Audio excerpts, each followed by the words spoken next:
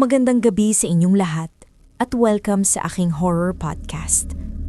Kung mahilig ka sa mga kwentong katatakutan na hango sa mga tunay na karanasan at mga lihim na hindi kayang ipaliwanag ng normal na pag-iisip, nasa tamang channel ka. Huwag kalimutang mag-subscribe at i-click ang notification bell para hindi ka mahuli sa mga susunod na kwento. At ngayon, pakinggan natin ang kwento na pinamagatang Piyesta sa Lugar ng Mga Aswang. Magandang gabi po sa inyo at sa lahat ng nakikinig sa channel na ito. Ako po si Miguel at ang ikukwento ko sa inyo ngayon ay isang karanasan na hanggang ngayon ay pilit kong kinakalimutan. Hindi ito katang-isip at lalong hindi ito kwentong pampatakot lang. Ito ay nangyari sa amin ilang taon na ang nakalipas. Isang karanasang nagpabago sa pananaw ko sa mga lugar na akala natin ay ligtas, masaya at puno ng selebrasyon. Lumaki ako sa Maynila, kaya tuwing bakasyon, espesyal para sa akin ang pag-uwi sa probinsya ng nanay ko sa isang liblib na bayan sa Samar. Tahimik ang lugar, simple ang pamumuhay at halos magkakakilala ang lahat. Isang beses, inabutan namin ang pinakamalaking selebrasyon ng bayan, ang piyesta ng patron.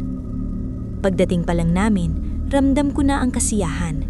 May banderita sa kalsada, may mga kariton ng sorbetes, at bawat bahay ay bukas ang pinto para sa mga bisita. Sabi ng tiyahin ko, bihira raw may tumanggi kapag may piyesta kahit hindi mo kakilala.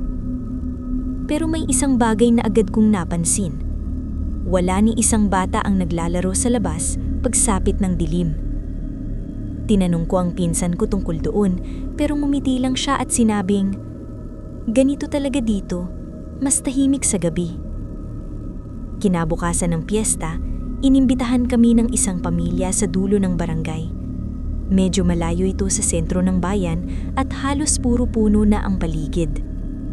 Habang naglalakad kami papunta roon, napansin kong kakaunti lang ang bahay at parang masyadong tahimik para sa araw ng piyesta. Pagdating namin, magara ang handa. Lechon, pansit, mga ulam na bihira kong makita. Pero ang nakakatigtiyag, walang kumakain. Nakaupo lang ang mga tao, tahimik, nakatingin sa amin. Pinilit kong ipagsawalang halangkab ako. Iniisip ko na lang na baka nahihiya lang sila. Kumain kami, pero habang tumatagal, napapansin kong walang kahit sinong may hawak ng kutsara o plato bukod sa amin. Mas lalong lumala ang pakiramdam ko nang napansin kong walang anino ang ilan sa kanila kahit maliwanag ang ilaw. Bandang 10:00 ng gabi, may nagsimula raw na sayawan sa gitna ng barangay. Pinilit kaming sumama.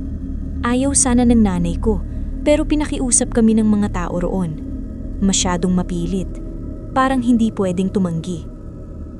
Habang papunta kami sa sayawan, napansin kong parang umiiksi ang kalsada. Yung dating 15 minutong lakad, parang ilang hakbang lang ang pagitan. Mas lumamig ang hangin at biglang tumahimik ang paligid. Sa gitna ng plaza, may malaking entablado. Nagsasayaw ang mga tao pero kakaiba ang dalang ila. Parang hindi sumasabay sa musika. Parang may sarili silang ritmo. Napansin ko rin na wala ni isang lasing, kahit piyesta. Walang tawanan, walang sigawan, puro titig lang sa amin. Biglang hinila ng isang matandang babae ang braso ko. Mahigpit ang kapit niya, sobrang lamig ng balat niya. Bumulmong siya. "Kapag tumilawak ang manok, huwag na huwag kayong lilingon." Hindi ko pa man siya natatanong kung ano ang ibig sabihin niya, biglang nagdilim ang paligid. Nawala ang ilaw at tanging buwan lang ang liwanag. Doon ko narinig ang tilaok ng manok. Tumakbo ang nanay ko, hinila kaming magkakapatid. Sa gilid ng mata ko, nakita kong nagbabago ang anyo ng mga tao. Humahaba ang ngipin nila, namumula ang mga mata nila, at unti-unting nababalatan ng mukha nila na parang maskara lang pala yun. May tumalon mula sa bubong, may gumapang sa lupa, may lumipad sa itaas ng mga puno. Hindi na kami lumingon, hindi kami huminto. Pagdating namin sa bahay ng tiyahin ko, Nagsara kami ng pinto at nagdasal hanggang mag-umaga. Walang nagsalita, walang umiyak, lahat naminginig. Kinabukasan, tila normal ang lahat.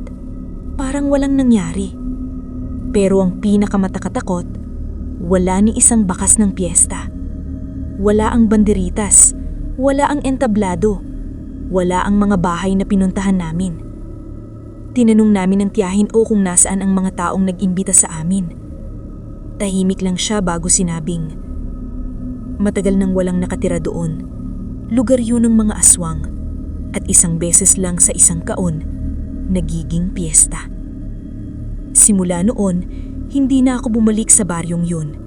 At tuwing may naririnig akong piyesta sa mga malalayong lugar, iisa lang ang pumapasok sa isip ko.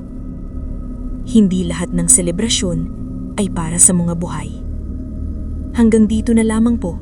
Maraming salamat sa pakikinig.